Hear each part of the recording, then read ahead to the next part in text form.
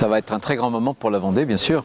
Ça va être une fête pour tous les sportifs, les amoureux du tennis, mais aussi la Vendée qui va rayonner sur les 5 continents pratiquement. Ce sera donc le 31 prochain, 1er et 2 février, un premier tour de Coupe Davis en Vendée qui lui dit il y a encore quelques années. Première mondiale. Voilà. Première mondiale, ça va se faire. En tout cas, la dernière fois que la Coupe Davis s'est organisée ici dans l'Ouest, c'était à Nantes et c'était en 96. Ouais. Ça avait porté chance d'ailleurs à l'équipe de France puisqu'à l'époque, l'équipe de France avait remporté le Saladier, voilà, la Coupe Davis.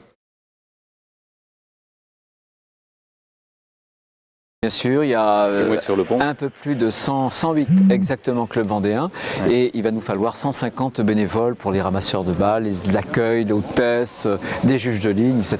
Donc ce genre de manifestation ne peut se faire qu'avec justement l'appui des bénévoles, mais c'est important aussi pour les bénévoles. Et je dois dire qu'on va recevoir cette salle le 29 janvier, va recevoir pendant l'après-midi. Il y aura 1500 jeunes licenciés, pas seulement de Vendée, mais des Pays de la Loire, qui viendront pour voir leur vedette de l'équipe de France entraîner, donc ils vont pouvoir assister à un entraînement, au conseil que les entraîneurs donnent. Voilà, c'est assez fabuleux.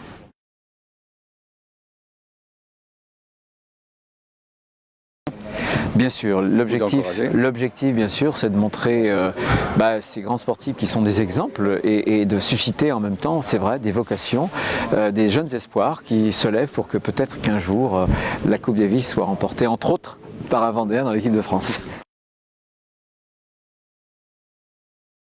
Ce n'est pas mon sport, mais j'aime bien le suivre. Par contre, j'aime bien le suivre. Et on a eu là les internationaux il y a quelques mois qui ont été un grand succès. 18 000 spectateurs qui ont rempli les salles.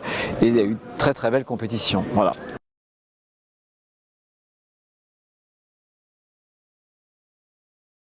Oui, il y a 1 millimètre, vous voyez là, c'est de la poudre de brique, de terre cuite, qui va se mêler avec un compactage fait après une humidification.